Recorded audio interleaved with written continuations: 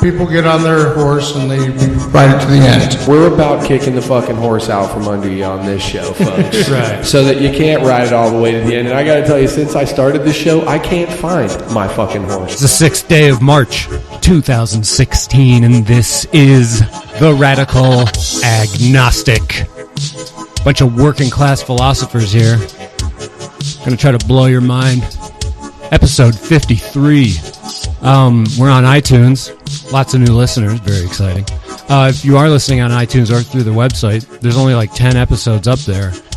The episode numbering is not fraudulent. We really do have 53 episodes, but you just have to hop over to SoundCloud or YouTube if you want to listen to the backlog. And we're on that Patreon site, so patreon.com. And then you can use that to like pledge a certain amount of money per episode as a donation to us, help us pay for all the equipment and crap. You want to? $1 an episode? 50 cents? You want to do that? I think you just have to mess with it once, and then it'll bill your credit card at the end of the month or something. Sam Holiday, I don't want to embarrass the poor guy. Our biggest fan, though, he donated a ridiculous amount of money. A lot more than I expected. I won't say how much to embarrass you, Sam, but I want to say thank you. Kingly gift.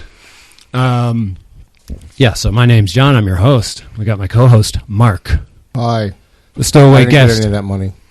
You didn't get any of it? No. Neither did I, not yet. Do I get a paycheck later? Yeah, I'll cut you in. We're open. We got the stowaway guest, Bryan Richter. Hey, send us money. It's my honor to introduce our other guest, Andy Barreras. Hello, how you doing? Good, man. Thanks for coming on.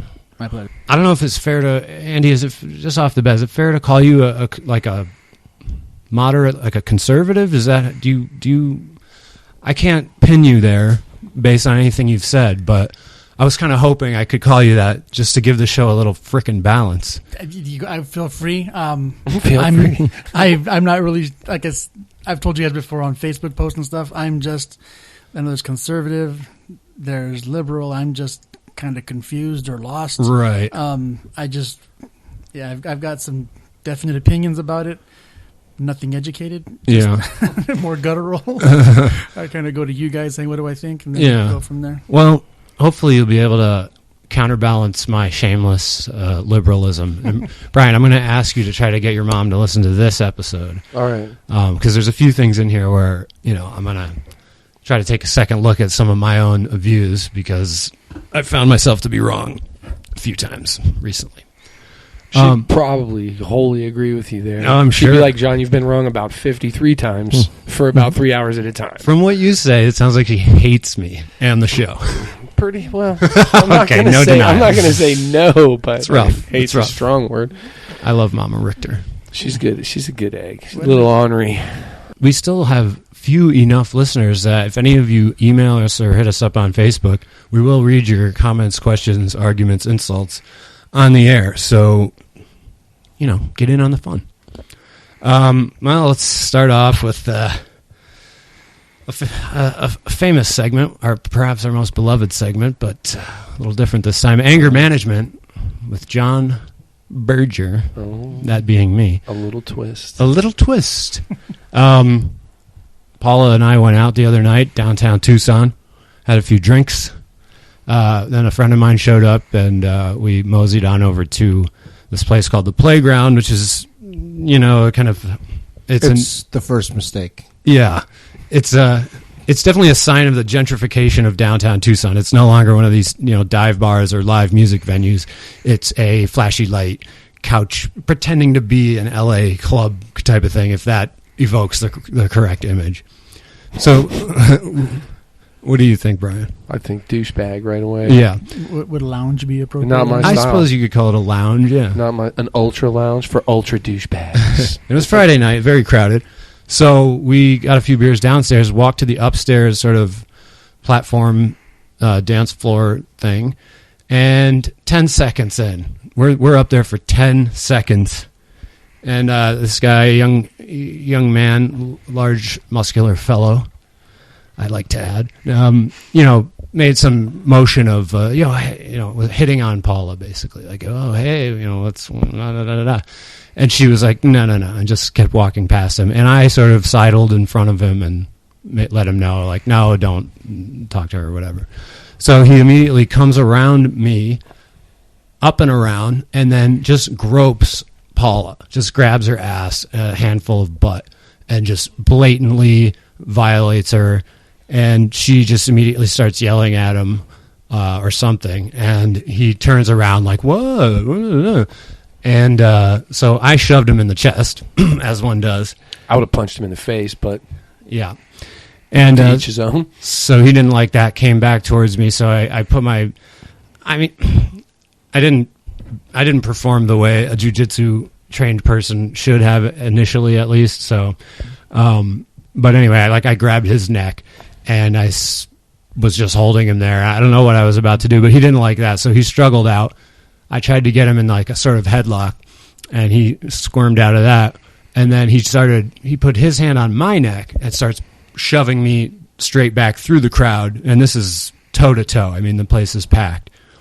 Starts shoving me backwards and moving me quite efficiently. And then I back into the DJ booth. And like I said before, I like to imagine that the record screeched to a stop as soon as that happened. But I don't think it really did. It's probably an electronic. He's probably just playing MP3s up there. That fake. Anyway, so my motion was arrested by the table behind me. And that's when... Oh, and then he punches me in the mouth full force with a right. And that's when I tied up with him, which means I got close, sort of like a hugging thing, my arm over his shoulder. And I couldn't drop down, but my arm's long enough that I was able to grab my arm around his leg and lift him up onto one foot and do a move, a wrestling move called running the pipe, in which I... dropped him on his head. I dropped him on his fucking head. And so then I was in a position of advantage and was grinding my forearm into his neck and was about to retaliate for the punch in my mouth when the giant bouncer's arm went around my neck and hoisted me off the guy. So that was the end of it. I got kicked out. Shirt got all ripped up. I was bleeding a little bit. But What happened to him?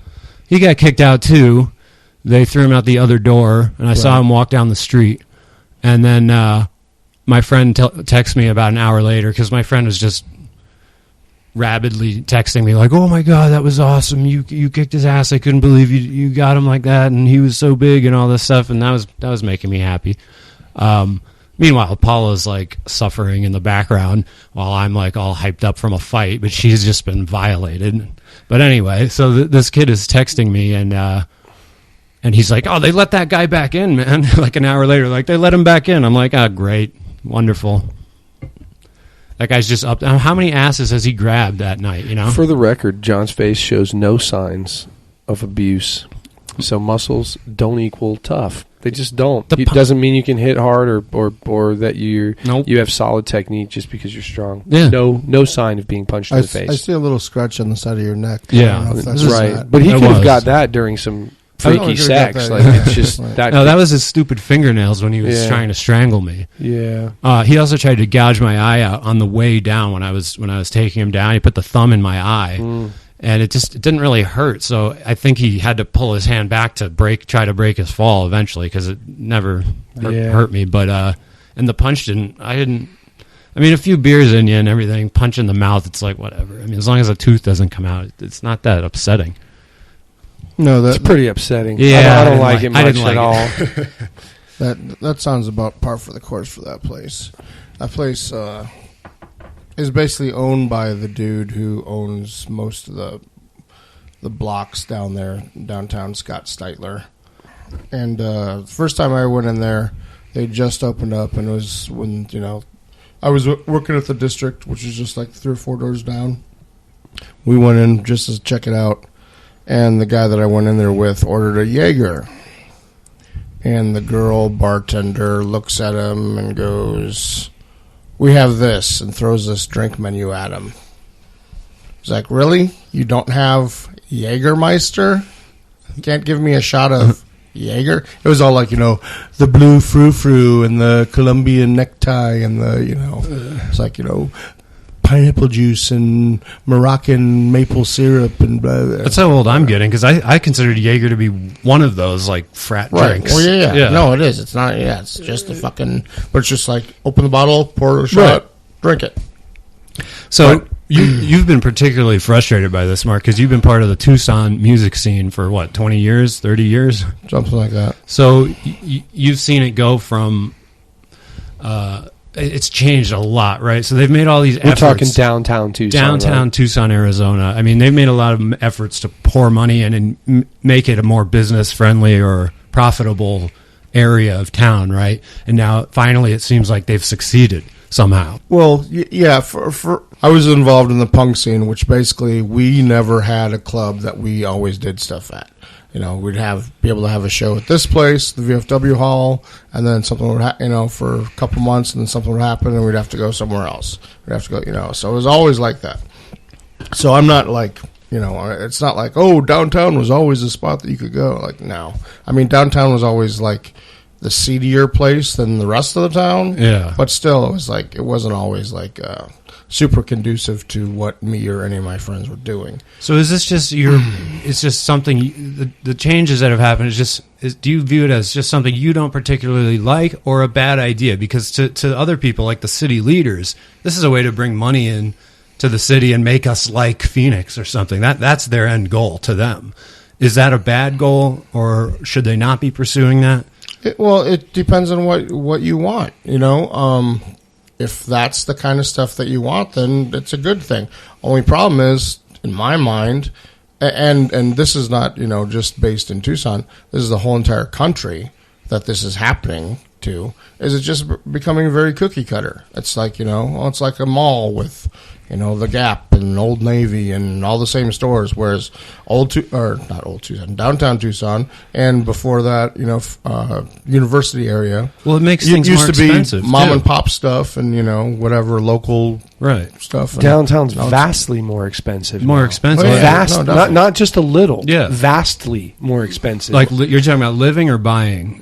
Both. Yeah. Like, you could used to go down there and you had restaurants like The Grill. Yeah. And, and now you got like these elite steakhouses where shit's all a la carte, and if you go down there to get a meal downtown now, they ran off places like that little... Where the new parking garage is, just north of there. Right on. So it's over there, but the little one I'm pretty sure is still there. I haven't been in a while. In any case, it's not cheap to go down there anymore. The days of the $1 PBR downtown are over, man. Yeah. Oh, yeah, no, and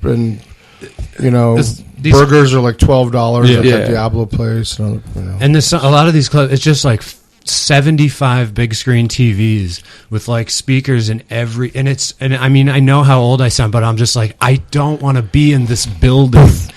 Yeah. It's like, it's like, we got 57 craft beers. It's like, I don't give a fuck. I don't want any of them. I just want a kilt lifter and to talk to the people I'm with. Yeah, they have all that at tap and bottle too, and nobody grabbing your ass. Yeah, it's tamer there. Andy, where are you from?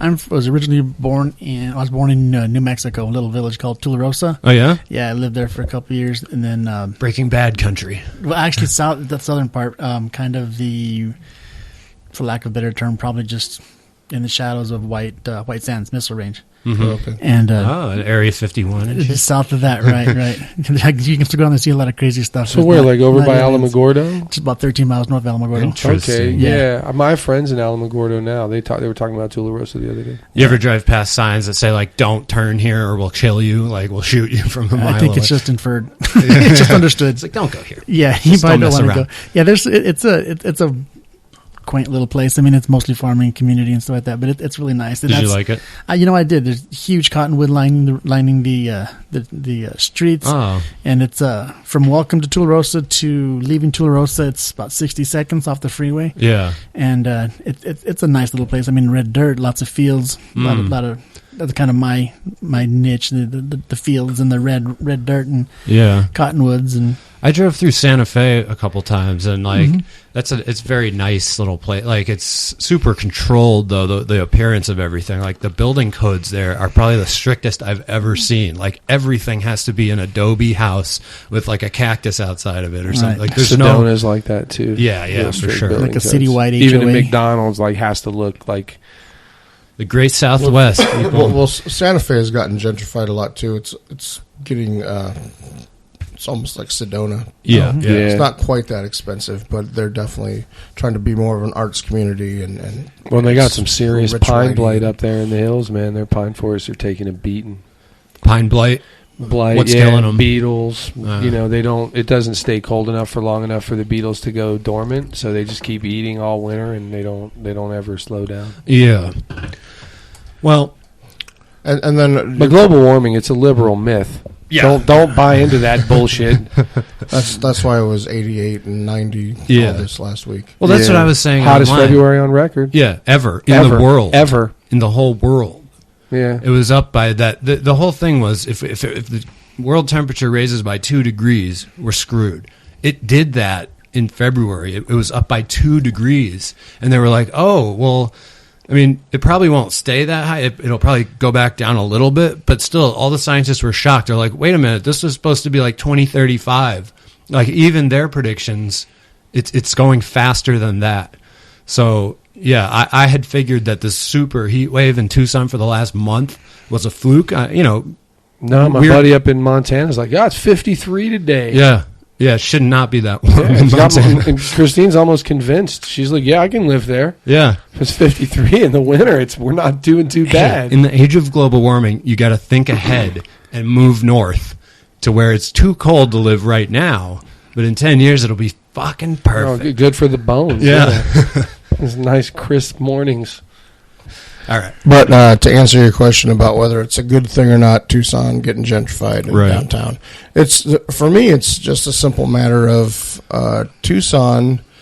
Our economy is one that pretty much the majority of jobs seem to be service industry jobs.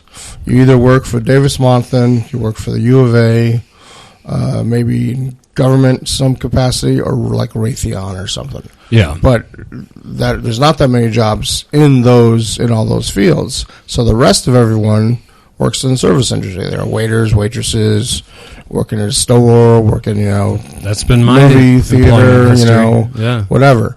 So the idea that we're going to have enough people to support 30 restaurants all in one area that are all selling $12 burgers and $40 steaks and $8 a la carte vegetables and $8 mixed drinks and $6 That's beers and bottom shelf mixed drink down right there. no right but so it's like I don't it's not what we're used to, folks. People are going there now because it's the hot spot, but then in a year or two that always changes. It's only the hot spot for a while until people are like, we're kind of bored, let's go somewhere else.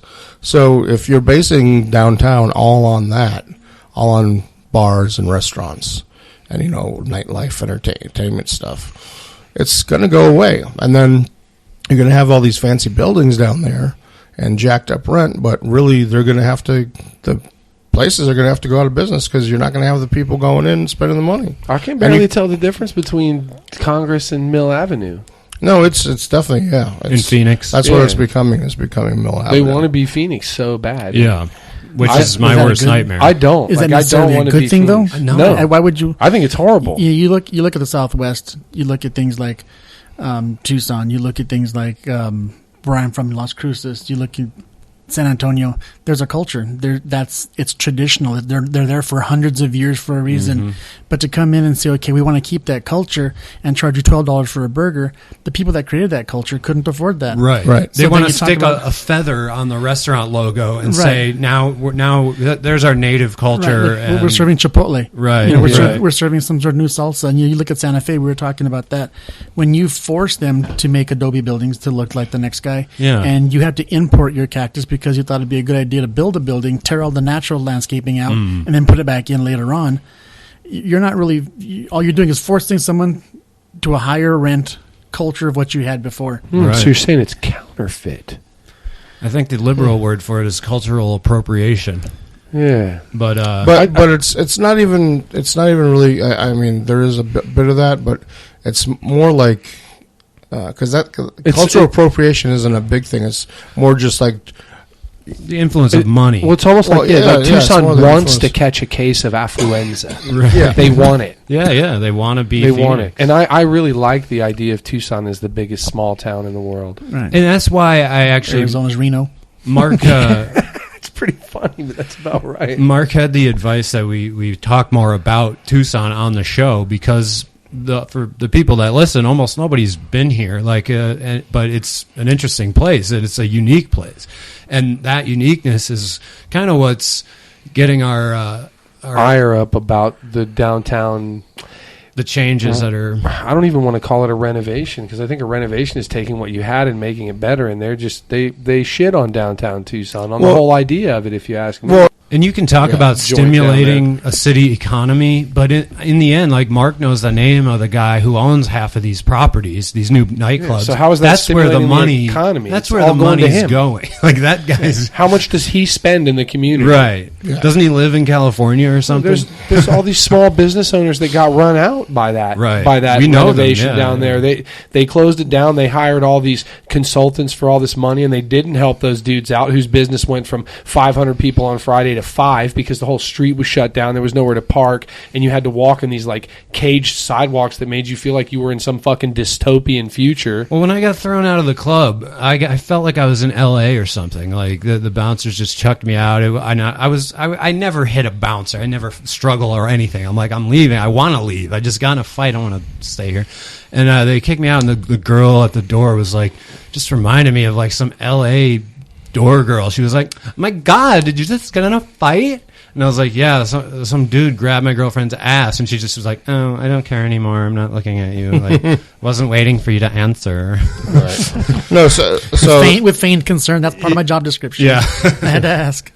So Playground and the guy who owns that place, he owns that whole block that all that district was in. The Bianchi's Pizza or whatever the hell it's called, Bianco's Pizza or whatever. Which that's another place that pizza place. They're like not big pizzas. They're about like maybe a little bit bigger than a personal pizza, and they're like $14. Well, I haven't even been there. Last pizza place I ate at Empire down there. So I like Empire. No, Empire's fine, but no, this place is the dude that he started in Phoenix.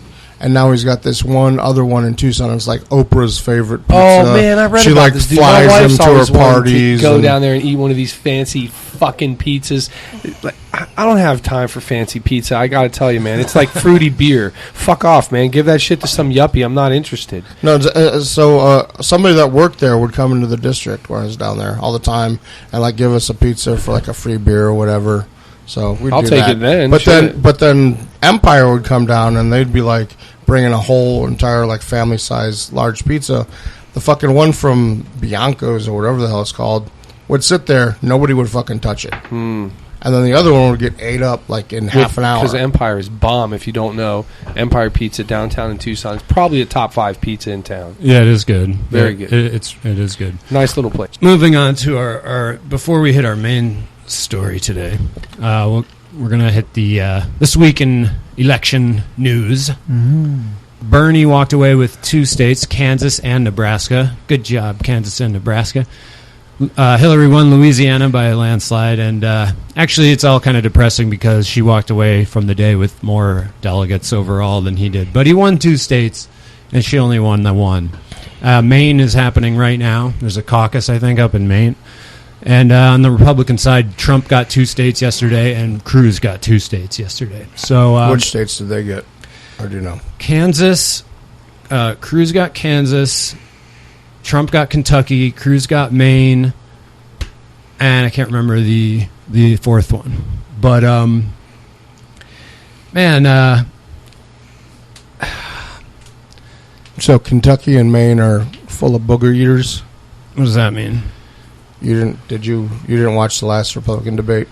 It was probably the best one. It was probably the best one. When Trump said he had a big penis? When Trump said he had a big penis, and they had to, talk about that. And when Ted Cruz ate a booger. Oh, yeah, I did see him eat that booger. Wow. Yeah, he did eat a booger. Poor little guy. I don't know. Let me get really radical. So can we have a guy who eats boogers?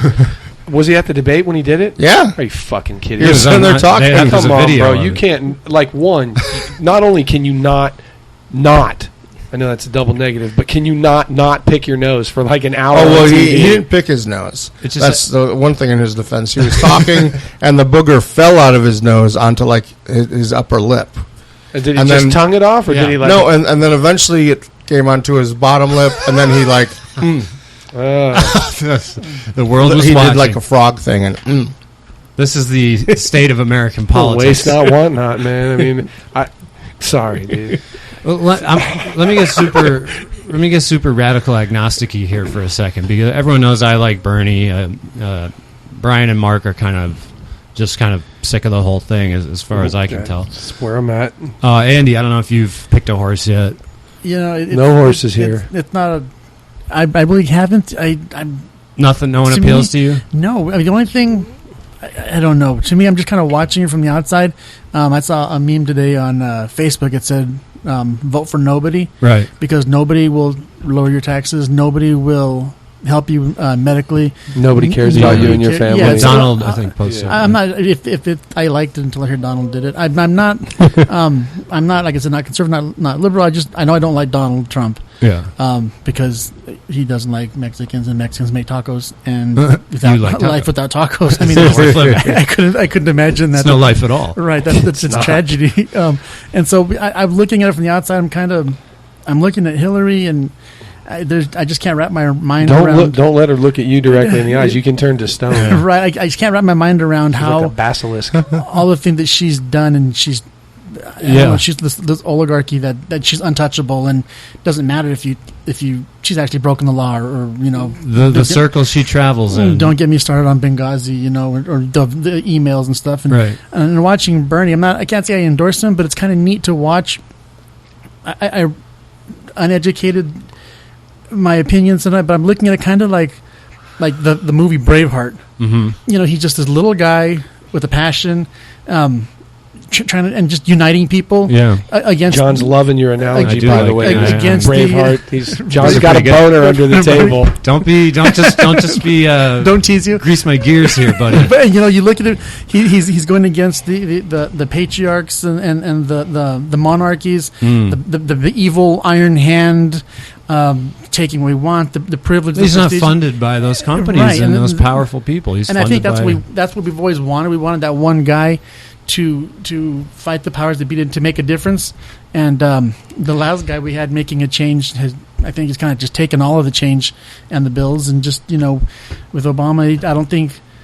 You didn't really deliver on any substantive change. I mean, I think his marketing campaign. We got the NDAA 1 and 2. We got the TPP. I think Obama has delivered everything his corporate overlords wanted from him. Right? Yeah. Well, here's the thing with that message you mentioned at the beginning, where I vote for nobody. Everyone sucks.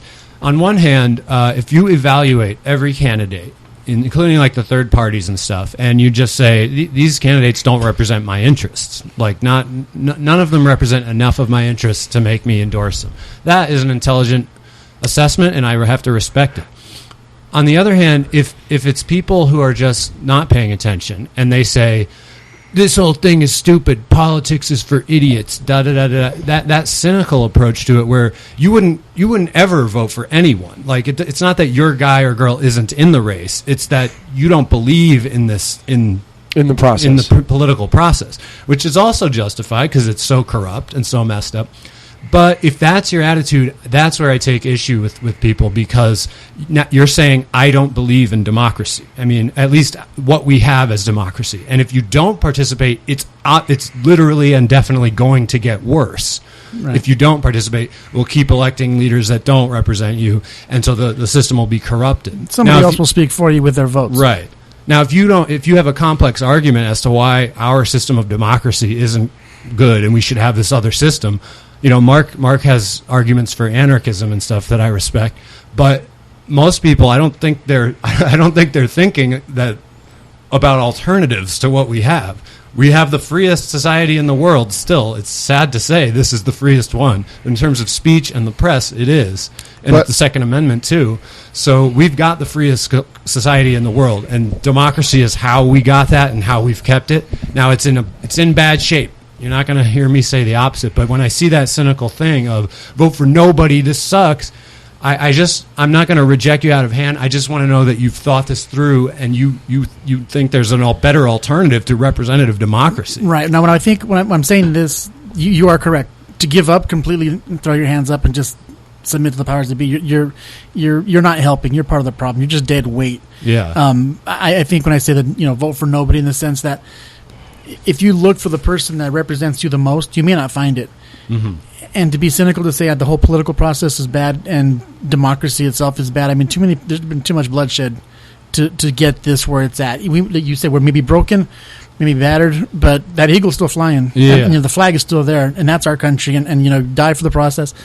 I think that even if you look at all your friends, which is the best person? Each and every one of us has flawed friends. Yeah. And, we couldn't say, okay, Bryan is probably as close to perfect as I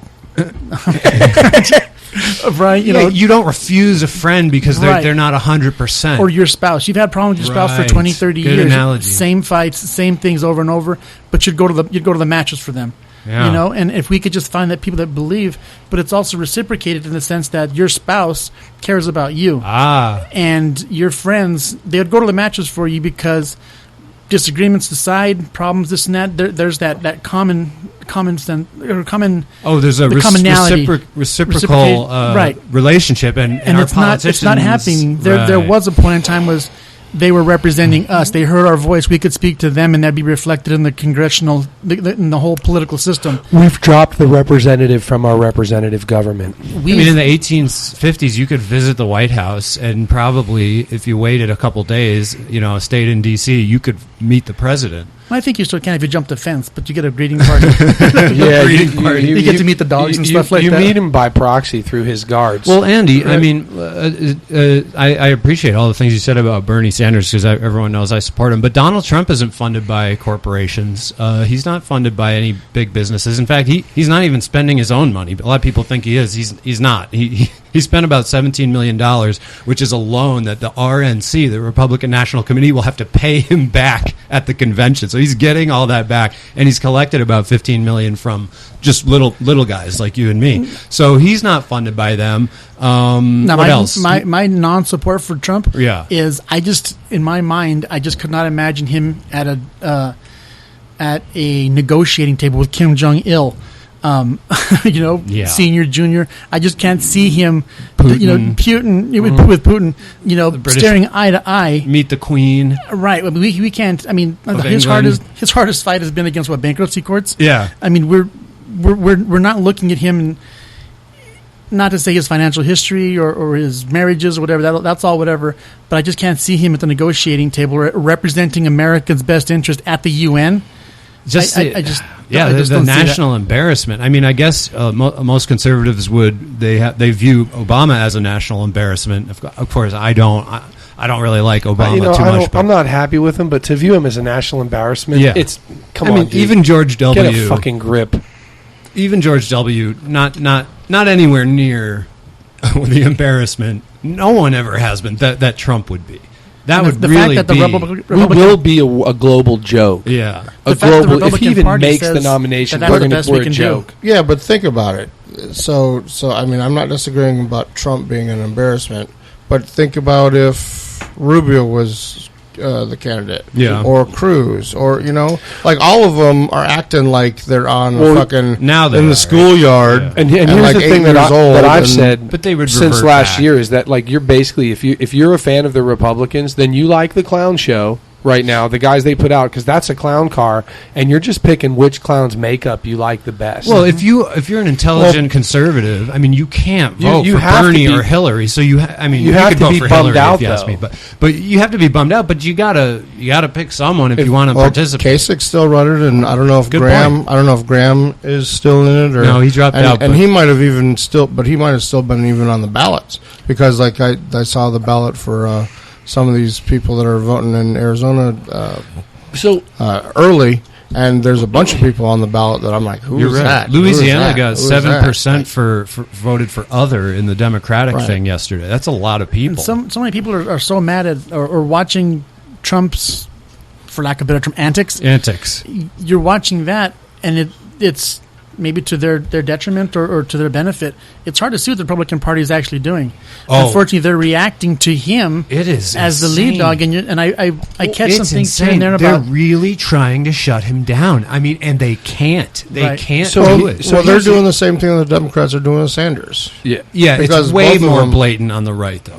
Mitt Romney came out and did a televised speech this week saying, Donald Trump is insane. Don't vote for him. Fox News has done the same thing. CNN and MSNBC, they don't dare do that against Bernie. It's you're right that the same machinations are... But at the same time, Donald Trump is way more over the top than Bernie. Donald Trump does not care about what the facts are or really answering whatever question he's asked. Whereas Sanders actually is trying to go along with the program and play along by their rules, and Trump's like, nope, I don't care. So moving forward, yes, sir, to get a little radical agnostic with this, what happens to the Republican Party going here? Because what I see it's the implosion of the Republican Party. It's falling apart on top of itself. And where do they go from here? You're right, and it's madness. They are doing everything they can to prevent Trump from getting that number of delegates that makes him the automatic nominee. He's definitely going to have the most delegates when the convention comes. I think it's June or July or August. He'll have the most. But if they can prevent him from having that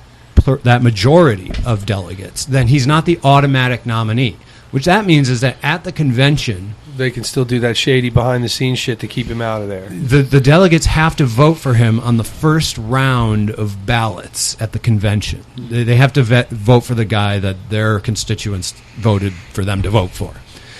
But then after that round, if there's no clear winner with that magical number of 1,000-something delegates, then those delegates are free to switch their allegiance to some other politician.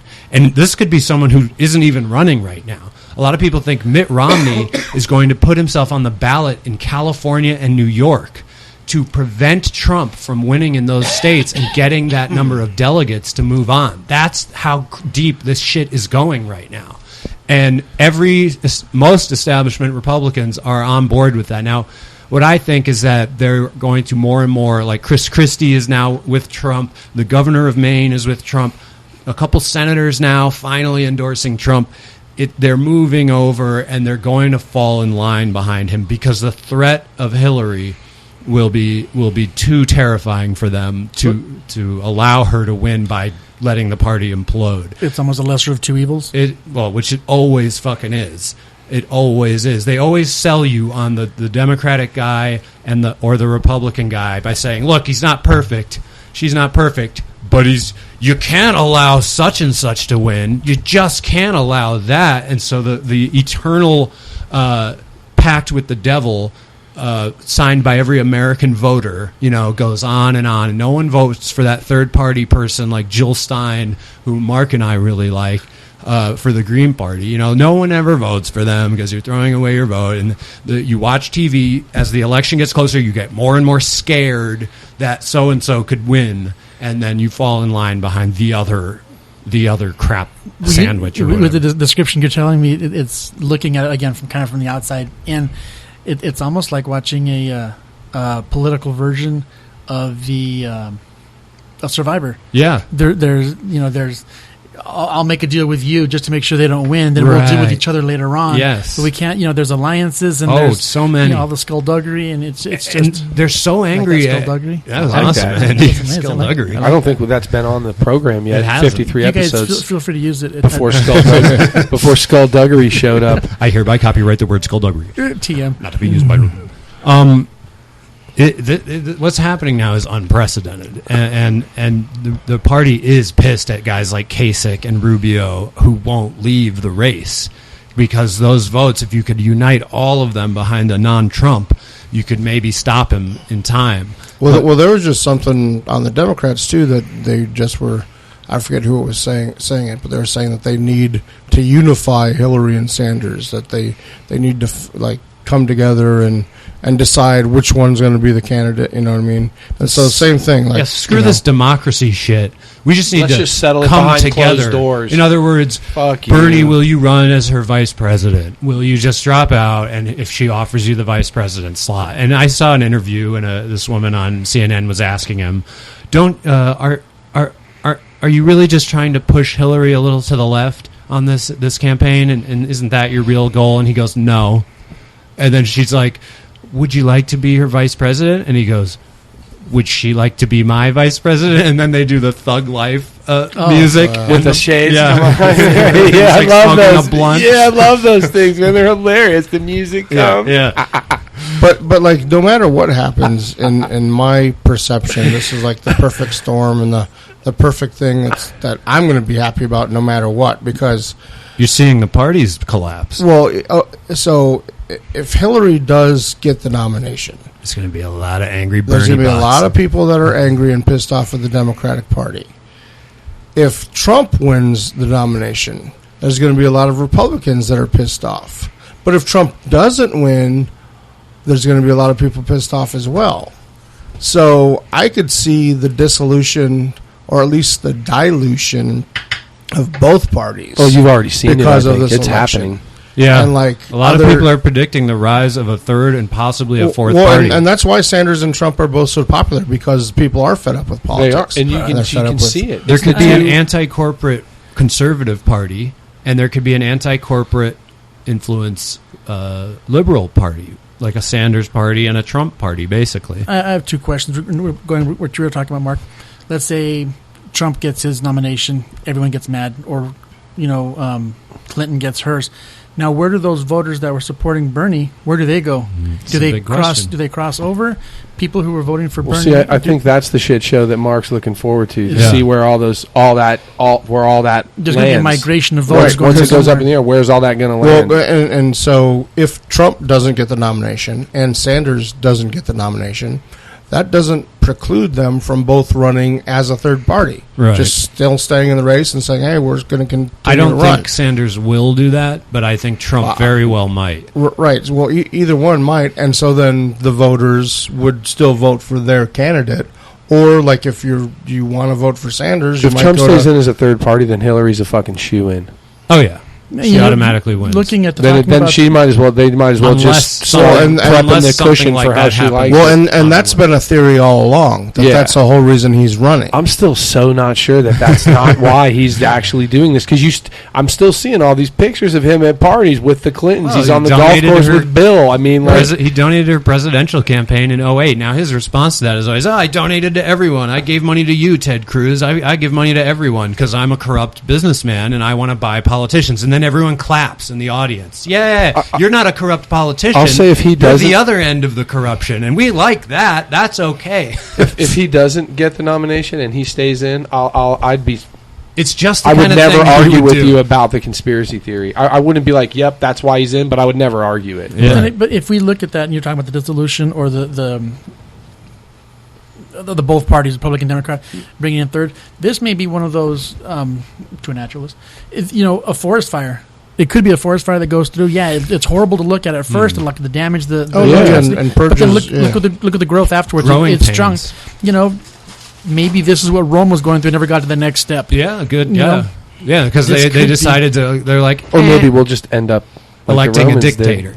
And electing a consul, or just folding, getting overrun. Maybe we should start speaking Chinese, or like people that were that wanted Sanders might vote for Jill Stein, Green Party, or they might just stay at home. Same with if they wanted Trump. I would probably say if Sanders doesn't win the nomination, I would probably vote for Jill Stein.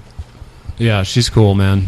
But because I'm not voting for Trump and I'm not voting for fucking Hillary. I'm already seeing the memes that say, they show a guy who's saying, I like Sanders, and if he's not the nominee, I won't vote or I won't vote for Hillary. And then they show the opposite, and they're like, you're the problem. You're the one who's going to elect Trump if you think this way. But and see, I'm like, that's ridiculous. Well, I hate that. I hate that whole approach to everything. And I've said from the start, I won't vote for Hillary in any situation.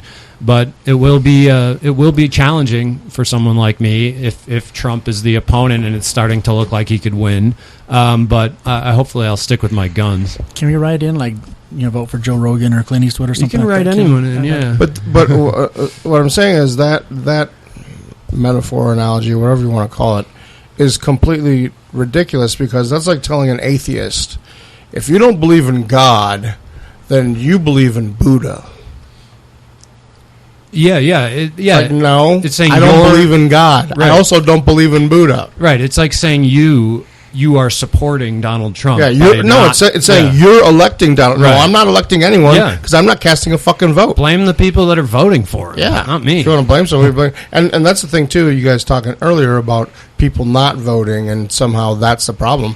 I really think people not voting is not a problem. I think it's a good thing, because the less you have people involved in the system, the greater your vote is. So wouldn't you want the people that aren't very informed, that don't really care, that blah, blah, blah, that they stay at home and don't get involved? But the problem is a lot of uninformed people are voting. Right. Right, Trump exactly. If those uninformed people would stay the fuck home, we'd be better. So that's what I'm saying is, it's not the problem of them not voting; it's the problem of them voting. Yeah, I see your point. Totally. Isn't that Stupid people voting is dangerous. Was originally made up for the Electoral College. Electoral College. I'm sorry. Yeah. Also, because it was harder to gather and count votes with the disbursement of a big ass wide country like this. You got to send your votes in by horse. So that's why Alaska only has however many votes. 5 electoral and New Jersey votes, has, New Jersey has 30. Yeah. Okay. It's kind of the opposite of what I said. So it's done by population, right? Yeah, right.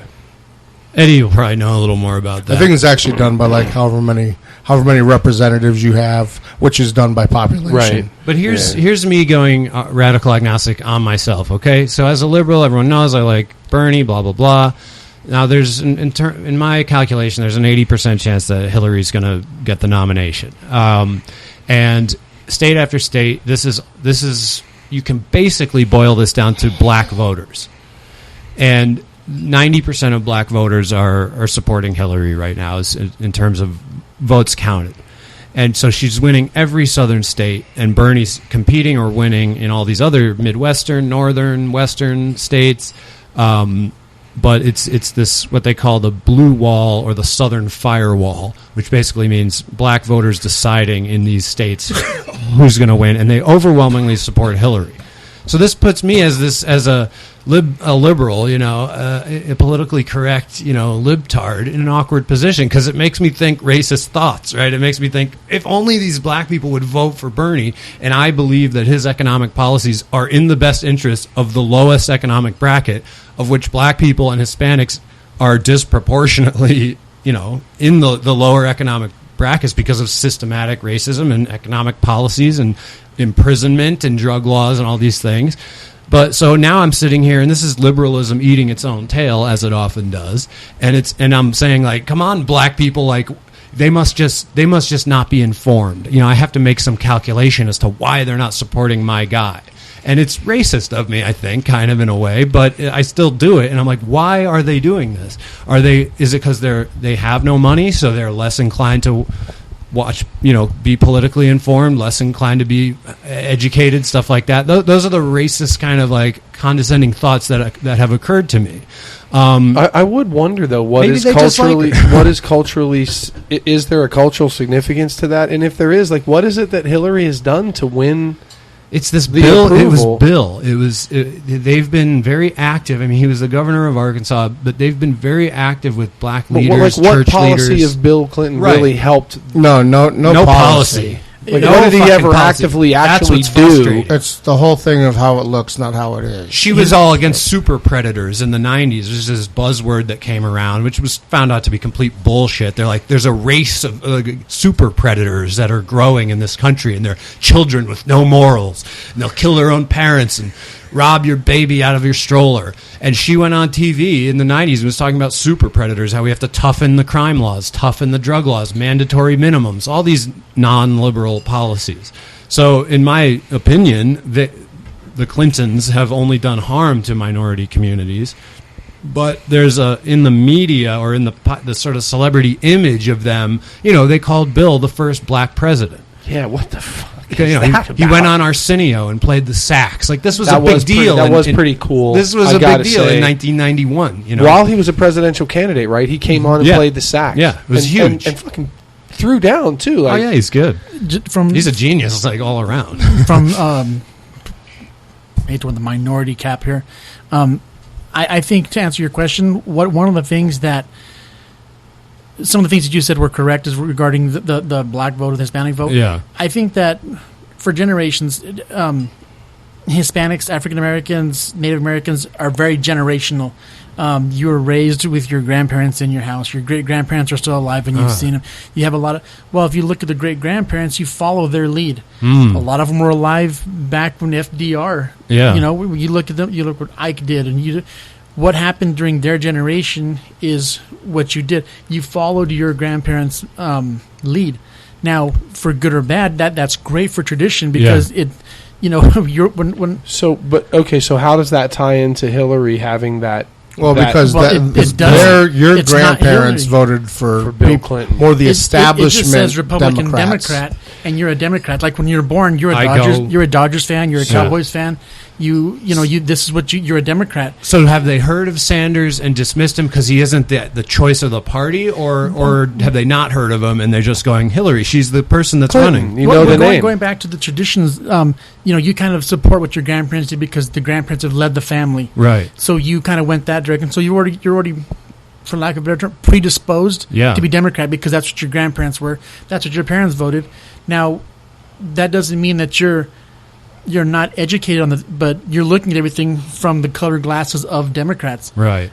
You're this way because your parents did. And I think going back to socioeconomic, you're making the same decision that your father did. Yeah. Your father was 9 to 5 and God bless the 9 to 5, whether it's a service industry, whatever it is. Whatever they did, you look at them in the sense and doing that. That's what my lot is. Maybe not the same job. So the last name, field. You're saying the last name Clinton, because Bernie's running as a Democrat. Republican, but your dad, your grandfather never had an IRA or a 401k or a college education, so that's not really on your. So your dad didn't either. Right. So you're kind of you sort of follow the same lead, good or bad. Yeah. But my point is that Bernie and Hillary are both running as Democrats. Yeah, but Bernie's only been a Democrat for how long? Like a year. Right. And it's traditionally, how many years ago was Bill in office? Right. And that was your parents' generation. So that was that was Democrat. That's where you went. Okay. So now these name kids are recognition older. They're Clinton. I know Clinton. He was a Democrat. He didn't die. So but you don't think that's an issue of not being informed? So do you think most of these people have looked at the stats? Looked at both candidates, Bernie and Hillary, and they say Hillary, or are you just But you are correct. I think for going back to this traditionally, the African American, Hispanic, Asian, whatever the situation, whatever the minority field is, I think there are a lot of them were raised with an essence of a victimization. Our voice can't be heard. We live in this. This is how our lot is. Right. So there was never any reason to go into, to study the Electoral College. There was never a thing in, what's the difference in Republican, what did the Tea Party bring us? What is this particular person's stance? Yeah. We just follow Democrats. That's what we do. Yeah. Right, wrong, or indifferent. And that'd have to be a question for the individual. Like, well, so do you know about Sanders? Right. Do you know about his policies? Or do you not even know about him? Because who makes the louder noise? Well, but he's not getting a lot of attention in the media. They're mostly focusing on Clinton. And when they talk about the Democratic candidate, they talk about Clinton. And then, like he said, like Andy said, Bill Clinton was the president, so she's got more name recognition, more media Secretary attention. Of State. More, whatever. So do you think it's something like, did anybody see that? I don't know the name of it. It's an old Eddie Murphy movie where he's going to run for office, and he has the same name as this guy who's been in Congress for like 80 years and just died. And so his whole campaign is such and such the name you know. And everybody, without even knowing who he is, votes for him. Yeah. Because it's the name they know. And I think that to a certain degree she is probably getting by on some of that. Or maybe they're just looking at resume like your boy Barnaby, where it's like, oh, the political polish. Like she worked for Obama as his Secretary of State. You know, and Bernie's just, you know, up there doing his thing in Vermont with about, you know, 50,000 permanent inhabitants. Like, big deal, right? So this is a funny story about political shit and name recognition. There was a guy, I think he was in Ohio, and I can't remember if it was a mayor of some town, and he did not like the Howard Stern show, and he was trying to get it, like, booted off whatever the radio station was that it was on. And so, and he was coming up for election. So Howard Stern knew about this and basically went to war with the guy and said, you know, telling all his listeners, anybody in Ohio, anybody in this precinct, like, vote against this guy. Don't vote for, you know, Joe Schmo, whatever his name was. But he didn't know the names of any of the candidates that were running against him. So he would only say the guy's name, Stern, right. So Stern would only say the name of the guy he didn't want you to vote for. So he won by an overwhelming amount of votes. Because he was the only one. When you go to the booth, what was the name? Oh, yeah, it was that name. But who are these weird people who there make... is no bad PR. Who's these weird people who make the effort to go vote and have no idea who any of the candidates are? That is confusing to me. Again, who would my... Let's see, traditionally, who did we vote for? My dad's a Democrat. Okay, marking Democrat. Yeah. Yeah. You know, it's kind of like... And that's one of the reasons that we end up where we're at. No, if you're just going in and marking Democrat, then you do. Well, Bryan would hate this, and I hated it. I saw another meme that said, remember, when you go to the booth, remember first-time voters, when you go to the booth, make sure you go down the row and click Democrat for all the other races in the state representative and the local. And make sure you do that. It was like these condescending little instructions on a meme. Remember, voters, go down the row and click Democrat for all the people. I'm like, you asshole. Like, what do you mean just go down the row and click people who could be pedophiles and criminals? You have no idea who you're voting for just because there's a D next to their name? Give me a fucking break. It's not radical agnostic. You know, looking at you need a break too in your goddamn skull if that's the way you're voting. You need a break in your Hillary skull. Clinton, going back to that decision, what makes Nike a better shoe than Converse? Right. Design, engineering, science. I don't know. Maybe that's the best other than those example. 3 things. You know, you look at the name brand. Yeah. You look at this. They put millions of dollars into this particular name. Yeah. Well, this other product could be You know quality. what's weird though? Politicians, you don't get what you fucking pay for as a citizen. You might as a corporation, it's all marketing. You might as a corporation, but if you're going mirrors. to buy a tent to take it into the backcountry and you buy the $500 Marmot tent, you're going to get a great tent.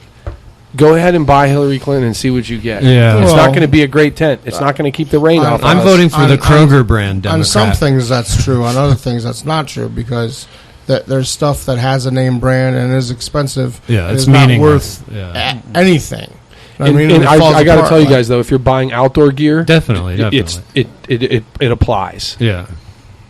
And other things it may not, but it definitely Although you've applies. had some expensive, high-profile products that turned out to be crap, but generally you want to go for the more expensive stuff because it's been tested and it's important that it works. You might have out in the wilderness. You might have a bad batch of a Solo boots, but your Kmart boots, they all definitely suck. going Every to be single pair sucks. They're going to fail. Right. Period. All right, so we'll move on to our quote unquote main story, but we'll run through it quickly. This is interesting, and Eddie brought it up, and I'm going to represent Eddie's view on this, which is kind of surprising. And then let it be known he can defend himself next week because anyway. So there's these funny things, these little extensions on your Chrome browser. So for those of you, your internet browser, you can download a little program that changes the way things appear on your screen permanently. And one of the funny ones is you can change any mention of Donald Trump's name to Donald Drumpf, which was the name of his ancestor, his original name. And this was a John Oliver bit. Trump. Yeah, because Trump made fun of Jon Stewart, saying, he tweeted a couple years ago, Jon Stewart, I don't know if everyone knows, he changed his name from John Leibowitz. He goes, he should be proud of his heritage. You know, this it's an underhanded racist statement. Sure. And so John Oliver comes on and a little pissed about that and some other things that Trump lied about. So he said he looked up, did some research, and Trump's last name was Drumpf, you know, originally. And they changed that at Ellis Island or whatever a few generations ago. And he said, Donald, you should be proud of your heritage. You know, you should just go with Drumpf. So there's an extension you can download that changes every mention of the word Trump on the news, on the internet, on Facebook, changes it to Drumpf. So you always see that. And that's just like a funny little thing. But Eddie told me about an extension that changes pro-life to anti-choice. Okay, so as we all know, people who think abortion should be legal are called pro-choice, and people who think it should be illegal and that it's wrong are called pro-life. And kind of insinuating that people who want a choice are pro-death. Right. So both are both put a positive spin on their view. Right. And both are insinuating that the other side is a bad against something good. Right. So if I'm for abortion and you're not, Brian, you're a Christian or something, I call you're anti-choice. You don't think women should have the choice. And if you're against abortion and I'm for it and you think I'm a bad guy, you'll say, John, you're anti-life. Yeah. Now, so divisive. Both terms are equally inaccurate or equally, if you're looking at it from a Martian perspective, they're both equally biased. Okay? And that's how it should be, because it's a divisive, contentious issue, and there's a lot of feeling and arguments on both sides, and for one of the most divisive issues ever, that's how it should be. Let both sides portray themselves as good guys. It's certainly not surprising, right? So this Chrome extension, Eddie was telling me, changes all mention of pro-life. So this is for liberals, obviously, who want to change their, want to block out anything that disagrees with them. This extension is for liberals, and it changes every pro-life reference to anti-choice. So now the article will now say, anti-choice activists march at an abortion clinic in Texas. And now you're changing your perception of you're changing the words of news now to fit your ideological ideals. And I think, I know me, Brian, and Mark all think that abortion should be legal. We don't think probably it's a great thing that everyone should do all the time. I don't know, Andy, what your view is on it. You can tell us in a second. But my point is... Not just legal, but mandatory. Mandatory abortion and sterilization. But I am totally against this stupid little thing. This little Where's app. Eddie stand on it, by the way? He loves it. I was shocked. Are you really against it? Yeah, let me get... Or are you just like... That's stupid.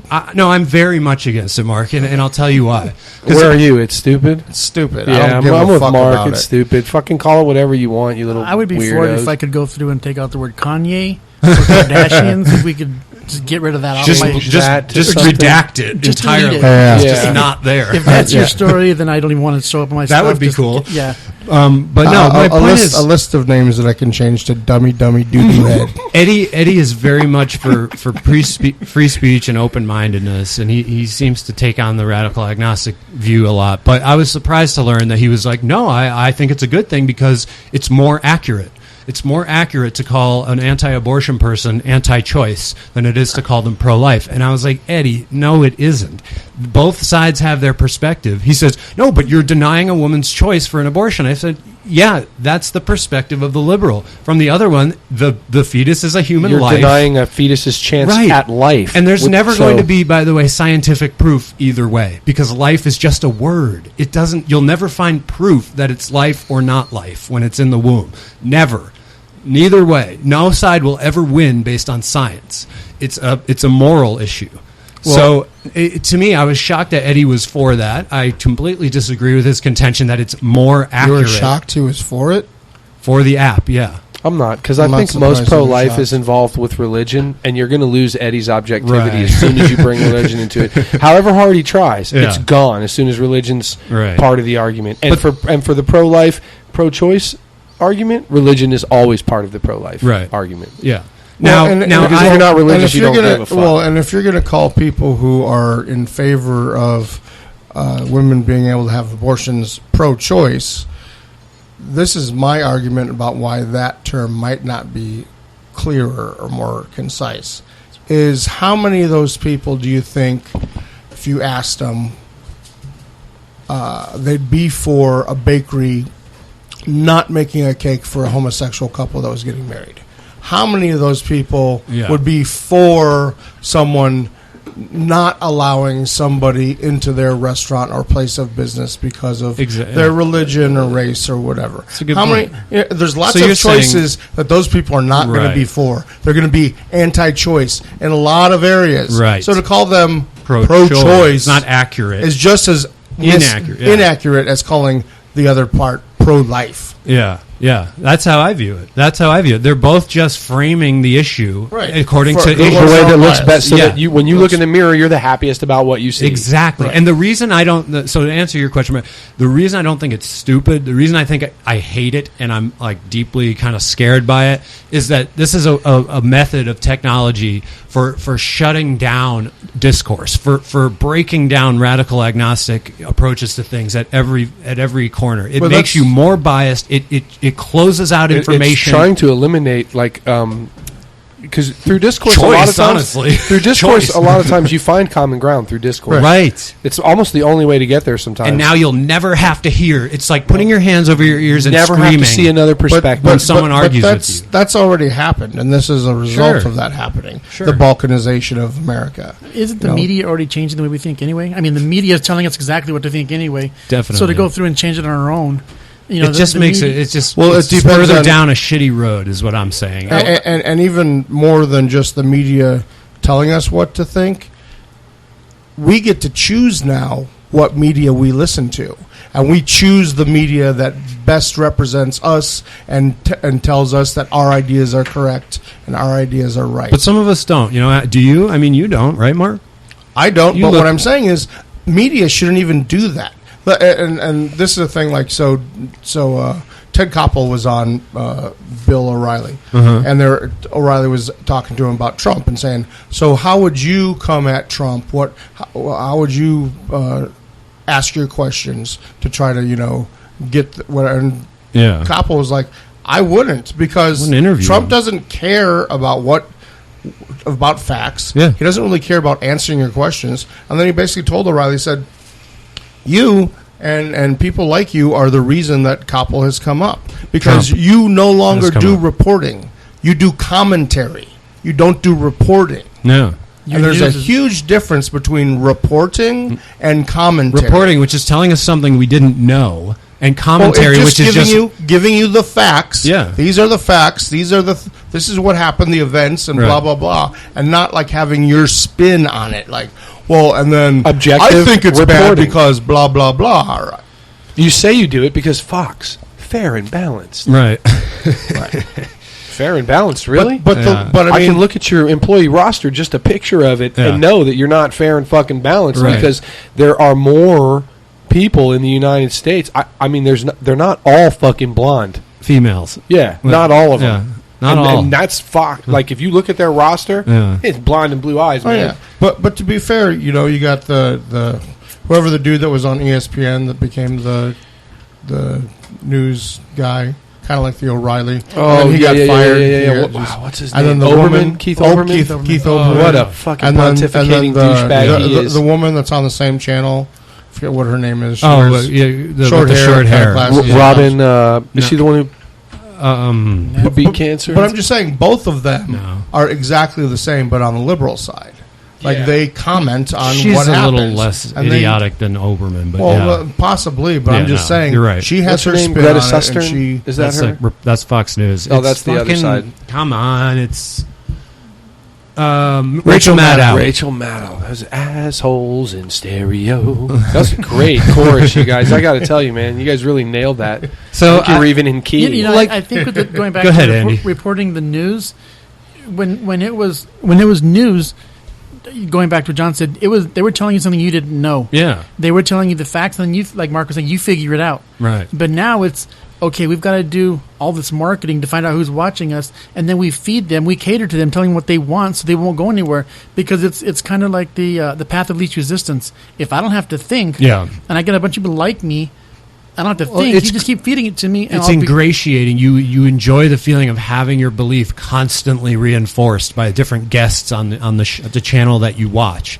You know, in the nightly news in the 60s and the 50s, it was in the middle. It was politically neutral. It really was. Now, on the other hand, they also covered up every scandal. There was an agreement not to talk about JFK and how many women he was finger banging because there were dozens. What? JFK was a notorious slut. I'm just joking. And his illness, he was deeply sick, very, very ill physically. Same with FDR. Half the country didn't even know he was in a wheelchair, even though most people don't know he was a Democratic Socialist. Yeah, I know. Which is weird because the last time we had a Democratic Socialist, everybody bitching about Bernie, America loved him so much.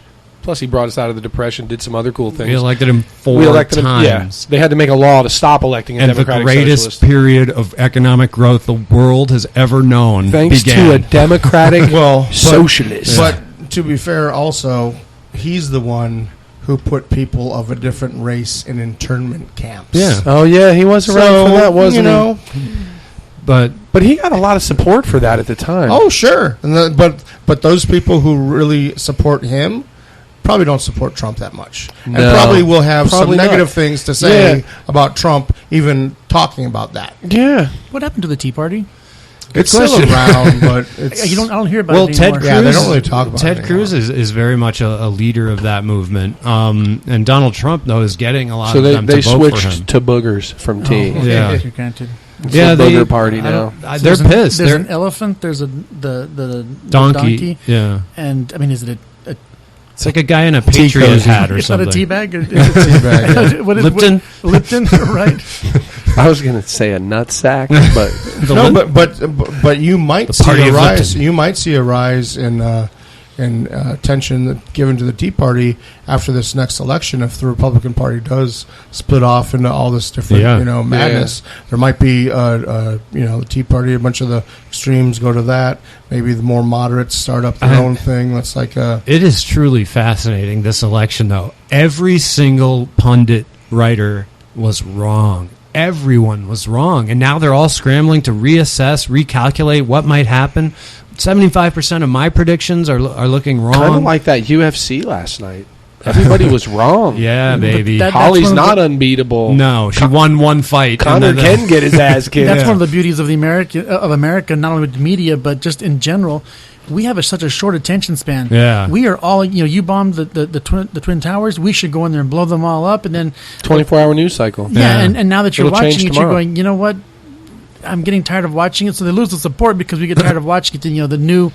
The new Survivor is on, so we change. We look at the scandals in Washington. Going, that's horrible. That's terrible. Look what's on. It's squirrel. We're off to the next squirrel. We're off to the next shiny pretty thing. Yeah. Is the Animas River still orange? Do the Navajo have water while we're talking about Flint? Yeah. Because the Navajo had no drinking water way before this Flint crisis ever popped up. Right. You never hear anything about it. Oh no, that's the. What about that big spill in Brazil, like the worst ecological disaster? It's like 150 Exxon Valdez. You heard anything about that? Well, the BP oil spill itself, that should have been news for 10 years. I mean, I think it's still leaking. It's still news, but it's not going on. Then there's that methane leak in California, which they're saying is the worst, ozone, environmental, atmospheric disaster in American history. Oh, and don't get it twisted. About it. Fukushima power plant in Japan, not under control. No. That was 3 years ago? There's whales and fish turning up everywhere with big fucking tumors all over them, just dying for no reason, whales full of radiation. Donald Trump's hair on them. Exactly. When was the last time you heard about what was going on around Chernobyl?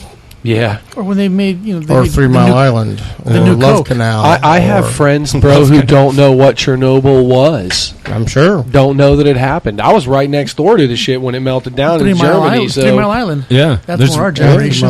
There's radioactive wolves running around in Chernobyl right now. Yeah, radioactive everything. If you ride a motorcycle through there, you come out fucking glowing. But it is interesting how nature did bounce back there. I mean, it's all forested and shit, but it'll eventually come back. The flowers are just have too many petals. Or the hippies were right about that. Yeah. If we die, the world lives. New Coke. Coke. Coke 2. Tragedies. The clear Pepsi. I mean, Crystal Pepsi. Things, Wrong, guys. Zima. Anything other than Coke is wrong. Just Andy wants to know what happened to Zima. God damn it, Zima. I want it back. I want it in my local grocer's shelf. I don't want it back. I just want to know that there's a choice. This is America. Well, that's how Trump is going to make America great again. He's going to bring us dude. You're either Pima, Crystal Pepsi, Jack Daniels Light. All references to wine coolers in my browser say anti-Zima. Budweiser Dry. Yeah. There you go. Well, guys, we went over a little. I'll try to edit it down. Andy, we need to have you back to get more into your life, your story, man. I'm sorry we didn't dig deeper, but thank you so much for your contributions. My pleasure to be here, guys. Thank you, Bryan, while you're yawning. Thank you, Mark. Mm-hmm. And that was episode 53. We'll be back next Sunday, 54. More interesting crap. And man, we didn't even talk about OJ's knife. Oh yeah, save it for next OJ's time. knife, or Mark's theory about professional wrestlers and MMA fighters. I was interested to have him share that with the world. Oh yeah, Wasn't OJ? They said he was not guilty. I'll share it next week. yeah, Awesome. Or we could fight about it right now. He must have quit. Although actually, it wasn't about professional wrestlers and MMA fighters. It was about people saying stuff about professional wrestling, and then me watching the night before the MMA fights. All right, we'll argue about and it right now. And the thing that happened. Yeah, Yeah. there's a lot of history behind and that, me though. believe it, and people believing that was not in any way staged. There's a lot of history behind that, and I don't think it was staged. All right, Because guys. there is a lot of history. We'll see you next week. Thank you so much. Keep thinking for yourself. We love you. Thanks for having me, guys. Peace.